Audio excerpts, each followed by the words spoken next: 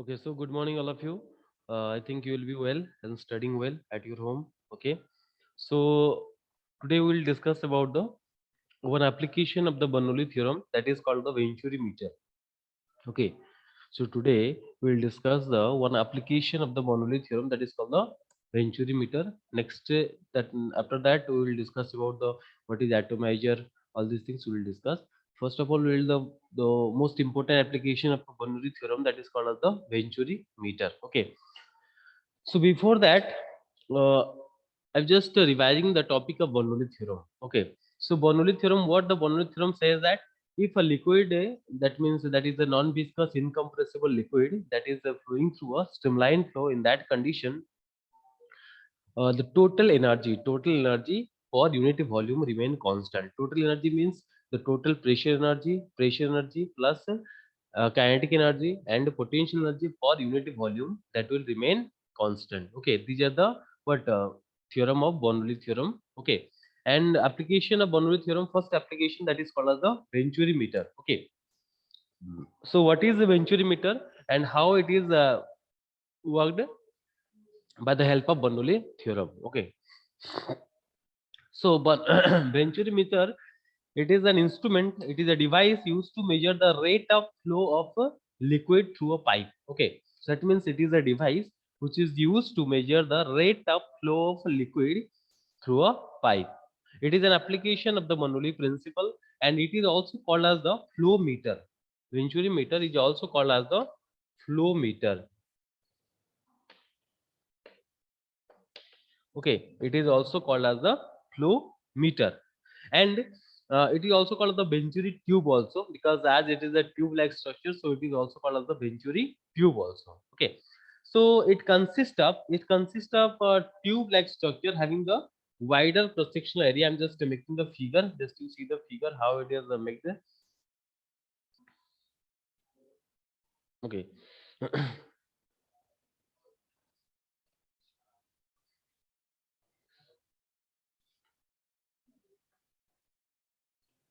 It is having the wider cross sectional area at the static position. It is a wider cross sectional area, and here it is the narrow cross sectional area. Then after also it is wider.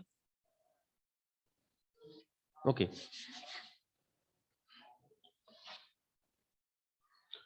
so it is like this. Okay, and it is there is a opening from the wider cross sectional area to the narrow cross sectional area. Hmm. So it is connected like this. Okay, so this is the construction of a Venturi meter. So it here the pressure difference, that is we have to consider the pressure difference, that is the P1 here, P1, and here the this is the P2, and here area per section, that is we have mentioned A1, and here the area per section is A2. You have considered the narrow section also. Okay, so you have considered the narrow section, here the area is A2, and two cross section area we have considered, that is A point, this is the B point. Okay, and the 2 point we have also considered, and this is the manometer.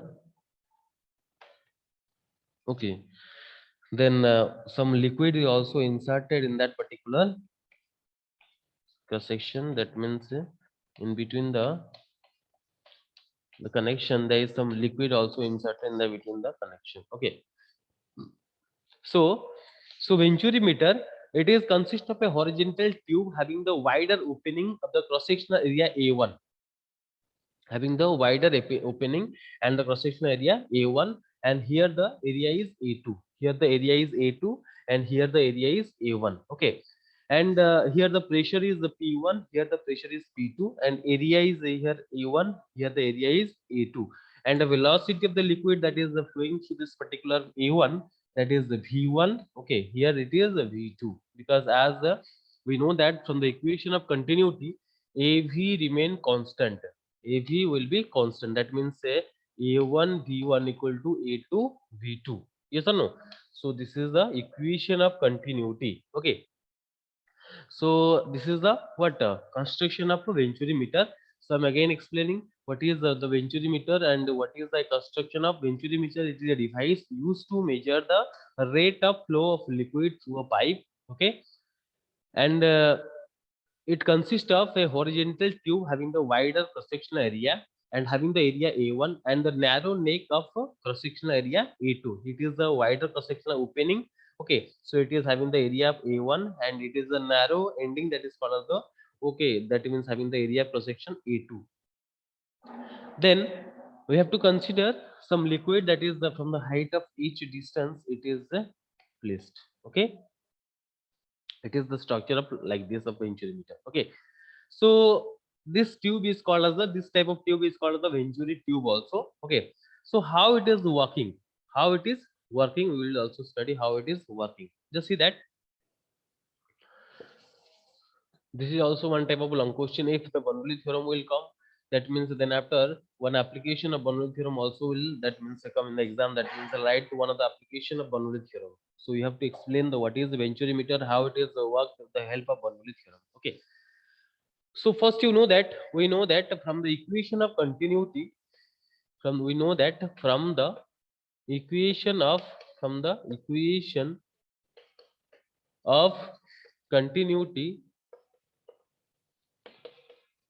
what you know that AB equal to constant, that means A1 V1 equal to A2 V2. Okay, as it is a wider opening and it is a narrow. Okay, so it is having the different area, that means here area is A1 and here the area is A2.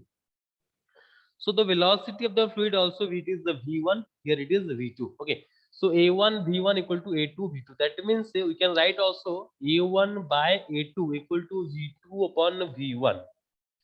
We can write A1 upon A2 equal to V2 upon V1. Okay, so that means this we put the equation number 1. This we put as equation number 1. Okay, then this we put as equation number 1. Then if the liquid has a density of rho, if the liquid has a density of rho, that is the flowing horizontally, if the liquid, whatever the liquid that is flowing through the particular wider opening to the, that means narrow opening, narrow cross sectional area also A2, if the liquid is flowing in that particular, you can apply the Bernoulli theorem. Bernoulli theorem, what the Bernoulli theorem is saying, that P1 plus half rho V1 square, okay, plus rho G H1, but as it is a, but at the placed at the surface of the particular surface, so we have to consider the H factor will be not there. That means actually Bernoulli theorem says that P1 plus half rho V1 square plus rho G H1 equal to P2 plus half V2 half rho V2 square plus rho G H2. But here H factor is not there. That means we are considering the that but tube is but placed at the surface. So we are not considering the height. So H will be H1 will be 0 and H2 will be 0. So that's why we are not taking the height factor. Only we are taking the kinetic energy. That means as the liquid is also flowing, we have to consider only the kinetic energy. So P2 plus half rho V2 square. Okay. So then P1 minus P2. This is the Bernoulli theorem. Okay. And P, so we have taken the P2 to the left side. Here it is the P1 and P2 is just taken to the left side. That means P1 minus P2 equal to half rho V2 square minus half rho V1 square. Okay, so that means P1 minus P2, we can write half, we just take common, and what is the remaining? That means rho also we can take common. What is the remaining part? V2 square minus V1 square. V2 square minus V1 square. Okay, so that means we can take also common as the half into rho. We just take a V1 square as the common. Then what will remaining? V2 square minus V1 square is there. If you take V1 square as the common, then what will remaining? V2 square by V1 square minus 1. Yes or no? V2 square by V1 square minus 1. Okay. Then in we know that this is the put to equation number 2. This we put as equation number 2. Okay. So from equation 1, you know that the V2 by V1 equal to A1 by A2, and from equation 2 P1 minus P2 equal to half rho V1 square V2 square by V1 square minus 1. So in place of V2 square by V1 square, we can write A1 square by A2 square also, because A1 by A2 equal to V2 by V1. So we can write in place of V2 by V1, we can write A1 by A2 also. Okay. So I'm just writing in place of V1, V2 by V1, I'm just writing A1 by A2. Just to follow the procedure. So what is the remaining? The P1 minus P2, P1 minus P2 will be how much? Half into rho V1 square. Okay, half rho V1 square. We have taken the common.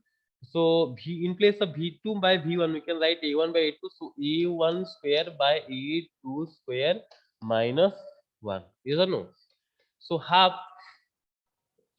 rho V1 square. Okay, we just take A2 square, LCM as a L2 square, then A1 square minus A2 square, A2 square. Okay, so this is the value of P1 minus P2. This is the value of what? P1 minus P2. You just put it equation number 3. Just put it equation number 3.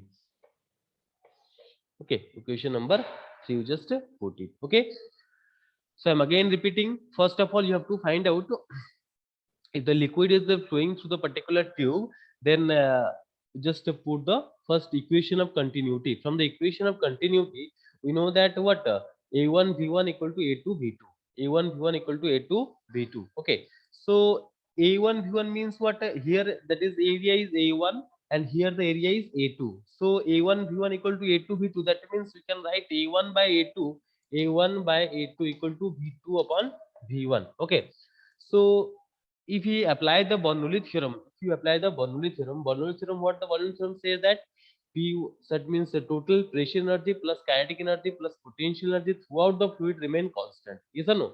So here total pressure energy, that means P1 plus, that means P1 plus half rho V1 square plus equal to P2 plus half rho V2 square.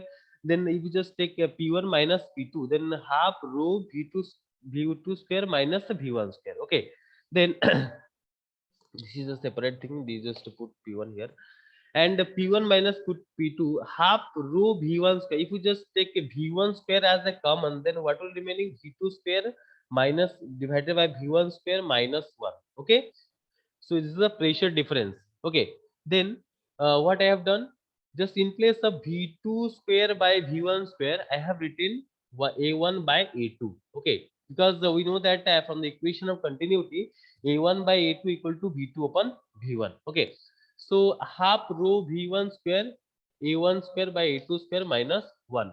So P1 minus P2 equal to, you just take half rho V2 V1 square, just take LCM A2 square and a1 square minus a2 square. Up to this we have derived.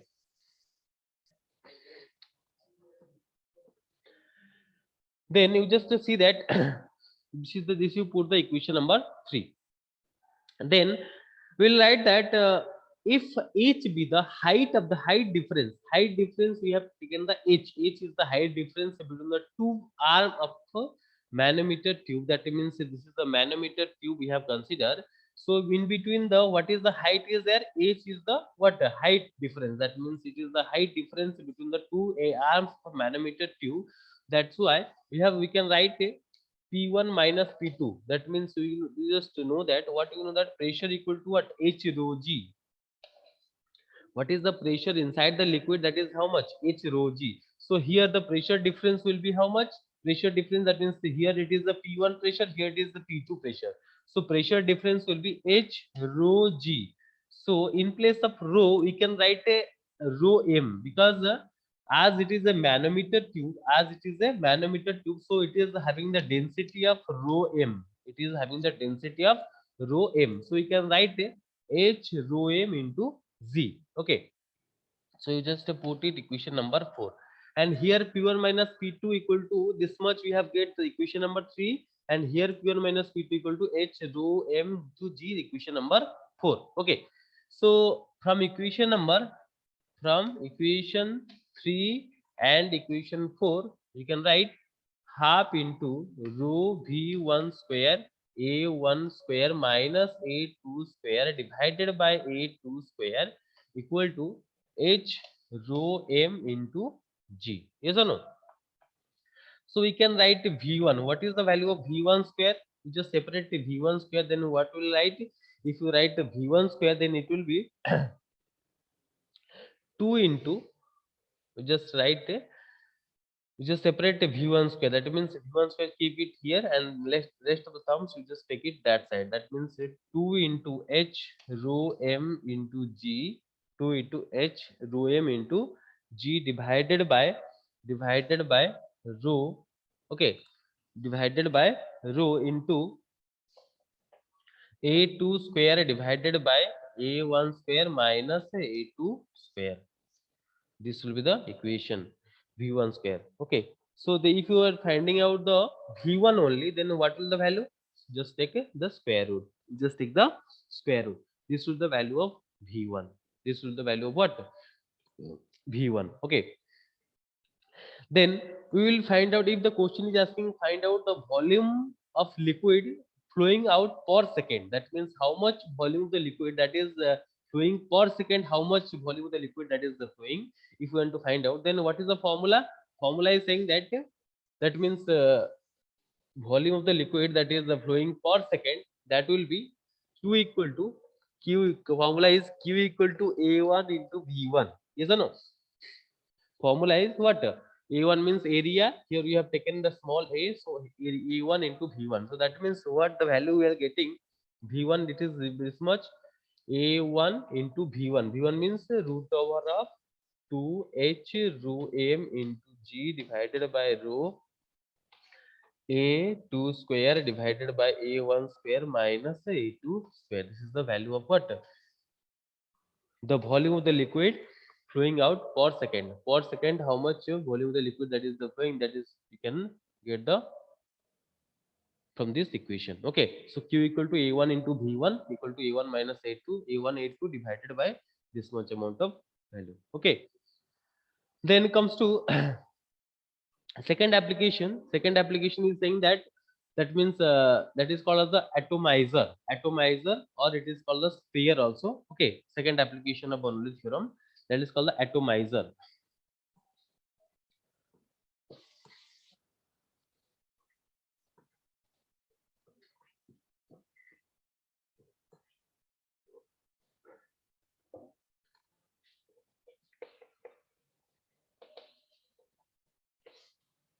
Second application of Bernoulli theorem, that is called the atomizer. Atomizer also work on the principle of Bernoulli theorem. Atomizer, it is also one device, or it is the instrument that is also work on the principle of Bernoulli theorem. It is also working. How it is working? The working of atomizer, which is also used as a spray liquid. That means in the particular saloon or saloon, it is used as a sprayer also. You can spray also this type of device. So how the Bernoulli theorem it is applicable in this particular device? So first of all, when the rubber balloon is pressed in that condition, what is the concept behind it? When the rubber balloon is just pressed, the air rushes out of the horizontal tube. Air, whatever the air is there inside, that is rushes out from the horizontal tube. So it will create a pressure difference. It will create a pressure difference. That means on the offside the pressure will be low, and the downside, that is the normal atmospheric pressure, will be created. Okay, so that means if the pressure difference will be there, so pressure will come out from the lower portion to the upper portion. Okay, so in that condition there is a pressure difference. As a result, the liquid rise up to the vertical tube. As a result, what will happen? The liquid, whatever the liquid materials is there in the lower portion, that will come to the upward side. Okay, so when it will collide with the high speed air, so it will, that means it will be break up into a fine spray. So this is the principle. This is the what Bernoulli theorem can use as a atomizer also. Okay, Bernoulli theorem is the one of the application of Bernoulli theorem, that is called atomizer. It is also used in an atomizer also. Okay, second one is the second one. So that means the second application is that the how the what the blood flow or heart attack will occur. That means heart attack or blood flow. That means that is also how the Bernoulli theorem principle is explaining the what heart attack, how the heart attack will occur, or how the Bernoulli theorem that can you use in the heart attack also. You just explain. Just see that in the heart attack, the person suffering from the advanced heart condition, that condition, what will happen? The artery get constricted due to the accumulation of the what inner walls, and in order to drive the blood throughout the constriction, a greater demand placed to the activity region. In that condition, the speed of the blood flow increases in that particular region. From the Bernoulli principle, we know that what the pressure, if there is a pressure difference that will be created, as a result, the blood rushes through the openings and the internal pressure once again drops, leading to the repeat the collapse. This phenomenon is used in the vascular flutter. That means that can be used as the that can be, you can heard the particular phenomenon of stethoscope also. This may result to a heart attack. That means if there will be a pressure difference that will be created inside the blood vessels, then after that, if there is a pressure jam, or that means if the what blood vessels that will be created a pressure difference, in that condition the heart attack will occur by the, it is also one of the application of the Bernoulli theorem. Okay, then the third application is saying that what is the third application Bernoulli theorem? Third application in your book, that is just to see the page number,